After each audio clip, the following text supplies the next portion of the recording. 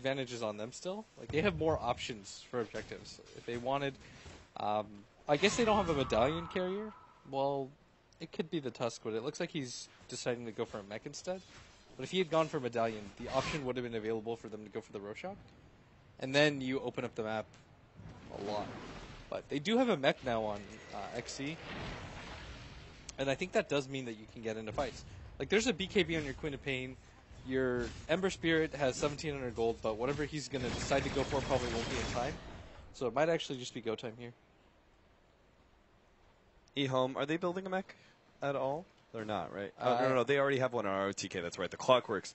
This is not very common in China, but is seen a decent amount more than ever in the Western scene, which is mech Clockwork.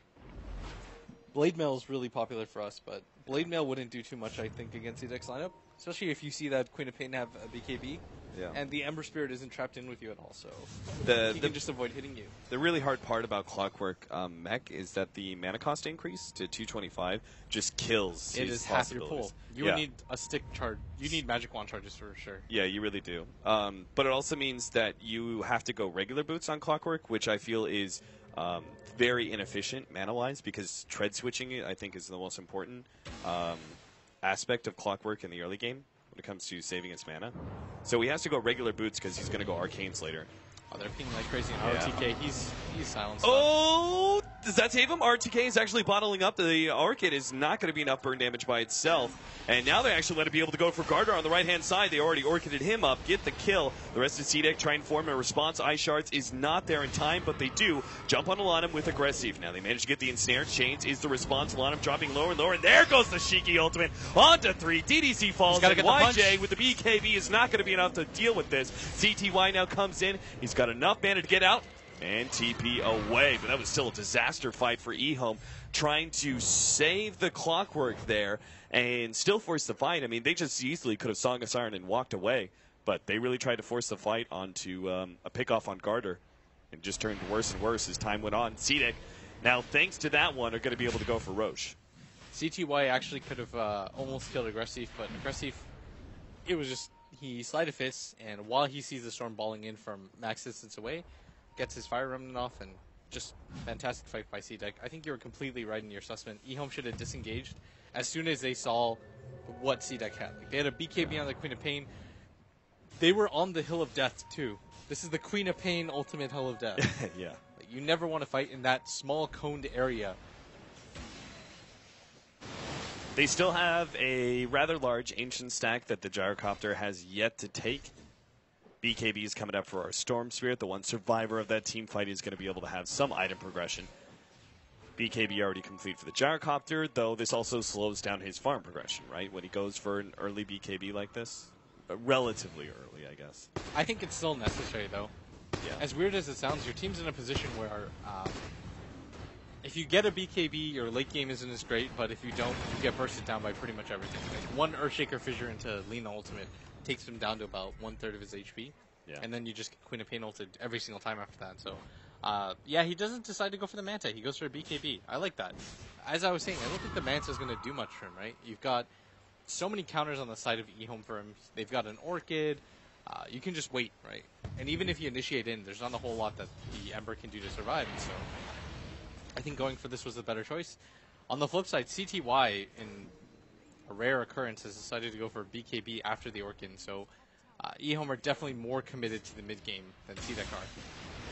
Let's see if they can win this fight. It's necessary, but Aggressive, he's already popped his BKB. They will be able to right-click him down. Nonetheless, maybe Sleight of Fist jumps over to the right-hand side, keeps on going. Remnant jumps. He's trying to stay ahead, and it looks like he just will. Laguna Blade in order to finish off the Clockwork, who managed to get the Tusk there with a Cogs bounce back. Aggressive does survive. Garter, though, is going to be able to lock down CTY on top of that one, and look for more with the Fissure stun onto YJ. Q runs forward, Light Strike Array, and the right clicks from Shiki. Did manage to get the turnaround on the Lina, but it's still one fight easily for CDEC, who are going to go for more now. DDC, Glimmer Cape away, and he is good. Ember Spirit did manage to track down the Naga Siren in that middle lane as well. So that was the BKB. That was the BKB on the Ember Spirit, 100%. The fact that they couldn't lay any magic damage onto him during that Winter's Curse allowed him to survive, and I think ultimately kind of won the fight for CDEC. He did so much work in that fight. He managed to chase down the Naga at the same time, so he gets himself a solo kill, and he doesn't allow them any potential for, the sleep getaway. And at the same time, he had like 400 HP after the Winter's Curse. Maybe less than that, actually. I'm exaggerating. Oh, yeah, I think 200. And he just Fire Remnant, buys himself time with Sleight of Fist, and manages to get out of there. And it almost felt like eHome were distracted, because they had a time where they could have just all in and killed them, and maybe then the fight goes a different way, where you still have the Naga sleep to disengage and you can play the numbers game, but as it went, he chased out the Naga completely by himself with almost no HP and manages to get out and win that fight. Shiki is just so farmed now. And after that, Garter now has a Blink Dagger, pretty much. Our Tusk can go he can go back for the Medallion if he thinks, I think that would probably still be a great item pickup. Yeah, I think so. It's better than nothing at this point. Yeah. If you're not certain what to get, your team is really bad at Roshi. The other item would be Blink Dagger to save his Ember Spirit during, there is snowball plays that you can do. You can't blink and snowball the person that's Winter's Curse, obviously, but you can snowball through that area and grab the person that's Winter's Curse. Yeah, I would really like if at least one of them got a Medallion, though. And Yeah. it's not going to be the Earthshaker. And it's probably not going to be the Lina. She's got a Yule Scepter. So maybe she decides to go for it now, but Storm at bottom, they want to pop a BKB charge. Yeah, I think he even missed the combo. Yeah, he did. He 100% did. That was way too early, but CTY popped it anyway, just in case. I think CTY should have waited on the BKB in that case, because even if they come in with the Queen of Pain Orchid, then at that point you can commit. But if she misses, you can actually just get out of there. There's actually a cool combination, did I tell you? If you Orchid on the way down of your Yules onto the Lina, she can't follow you up with any spells. Like, if her timing is good, she'll get the stun off, but nothing else. Does that make sense? Yeah. So you just counter Orchid. Yeah. A lot of people, there was an era where Storms were complaining about how Lina's combo was broken. They get one shot. Yeah. But instead of trying to zip away, which is what 99% of Storms do, just Orchid her, and then she'll stun you, and then you fight back, and all and she's Orchided. Yeah. 100% kill every time. Ice Shards, DDC has to stay ahead of that one. Slowly but surely, C-Deck are taking this Tier 2 tower. eHome doesn't look like they're really going to fight this one. They would have required TPs in from their cores. That's just not going to happen. So they're just trying to stall up C-Deck as best as possible, buy time for their Storm Spirit to push in the middle tower, which does fall, and YJ to put some pressure on that Tier 2 at the top lane. There's a Blink Dagger now on aggressive. I think he's just going to play the Sleight of Fist. Hit and run game in team fights. But at top, they look like they want to make an attempt for Shiki. Sonic Wave actually goes out. They get the call down. On top of that, the burst damage is just too much. They overwhelm the Queen of Pain's HP pool.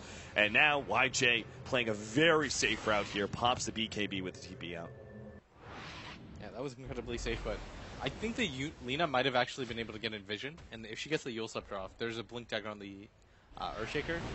It's probably not worth it to even chance that, but a lot of BKB charges being committed lately by the heroes of eHome. It's 7 seconds left for the Gyrocopter, 8 for the Storm Spirit. The Queen of Pain is still at 8 similarly, and that is something that you should worry about. Like, BKB time errors matter so much, especially once you dip below the 7-second mark.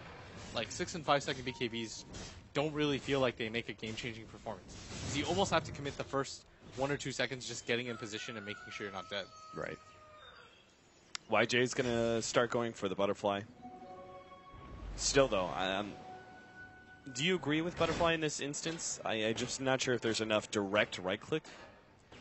I think it's okay. It's good against the Ember Spirit, but what else are you really going to buy? I guess an MKB would be okay, but I think that butterfly is better in this scenario, because you know that nobody on C-Deck will build a butterfly. Yeah. Which probably doesn't matter too much.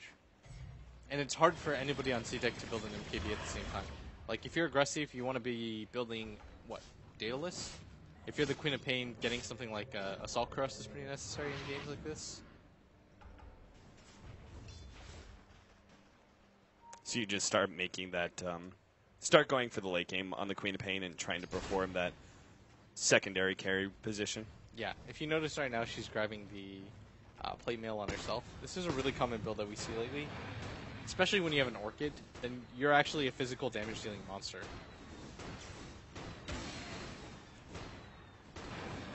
Everyone's sitting back, farming up. It's 33 minutes in. Taking a look at that net worth-wise, CDEC did hold about a 6,500 net worth lead, but it's staggered up a bit. Now only about 3K lead, 5,000 experience as well. That was really the tower and the pickoff on the Queen of Pain, right? Yeah, they're willing. Both teams are so willing to play passive right now because eHome has the sense that they're not that far behind. Once you get a butterfly on your gyrocopter, he's got a BKB at the same time. There's not a whole lot of things that can get through CDEC's lineup. Like a lot of CDEC's lineup is contingent on being able to do magic burst damage, and if they could kill somebody like the Lina or the Earthshaker in time with using the Storm Spirit, then you're probably in a really good position. And the Winter's Curse means that you can almost always deal with the Queen of Pain. Like she doesn't have too much HP or armor, which is why I think she's going for the AC. 5-man smoke up here. They found a double damage for aggressive, but they're going to try and go for Roshan. The Rocket Flare is about to fade, so during this very small period of this very small window, they may actually take Roshan before eHome can rotate over. But secondary Rocket immediately following up the first, and CDEC are going to be forced back. Smoke not doing anything for them. The lack of a medallion is just killing CDEC right now. It's so hard for them to go for the Roshan at this point in the game. Like, even with a DD rune on your core hero, you can't do too much. Right. Like, Queen of Pain and Ember Spirit, not the best objective gamers. Maybe Queen of Pain is, but Ember Spirit definitely isn't. You're not meant to hit towers or get Roshans with Ember. Yeah. Let's see, this Naga Siren, they already have the mech picked up. What is the item then here? Am I going insane? So he's going Pipe? Or Vlad's? No, it's got to be Vlad's. It's got to be Vlad's. Why are we... We're dumb. I keep forgetting about that change to Yeah, Vlad's. I do too. I was like, why is he going pipe? It doesn't... I'm not sure if that makes sense. XZ? Yeah, he's dead. Dead. Deader than Noriel. That's a BKB, though, used by the Storm Spirit. I actually think that's kind of worth it for CDEC. 5-second BKB Storm sucks. But 7-second, 8-second BKB Storm, that could have changed the fight. But as it starts to tick down, I think it's worth it. Because you would pay an extra 1,000 gold for an extra second of BKB, right? Easily. Especially in the late game. Yeah, I could see that. You're the Storm Spirit player, though. Yeah, but I don't buy BKBs. He's almost got his Scythe of Ice. Oh, is that what he's going for? Okay. I mean, it could be Lincoln's, but is there enough incentive for Lincoln's? There's not enough single target. No, I think going for the Scythe is fine. When you're up against a Ember Spirit who's just going to sit in the back and plink you repeatedly with, Sleight of Fist, Blink Dagger, going for the Orchid doesn't do enough because then you just BKBs. Like, he has enough HP from here on out. Like, 1,800 health is so much for a Storm to cut through instantly within that pull timer. But you get the pull timer off, and then you Orchid, and then you Hex him. Then the Soul Burn damage is like 500, and then you can definitely burst him down. Almost certainly. RTK actually went Solar Crest for his second item on the Clockwork. Vlad's almost finished up with Naga. Gyrocopter. What's his next item? Satanic? Yeah, I was thinking like Satanic may be a necessity, right? Against like just to have the sustain versus the blink damage of Ember Spirit. Like he's not a hero, especially right now, that it is focused on just burst damaging you down. He just hits you and hits you and hits you until eventually you've lost so much HP he's able to commit to finish you off. But if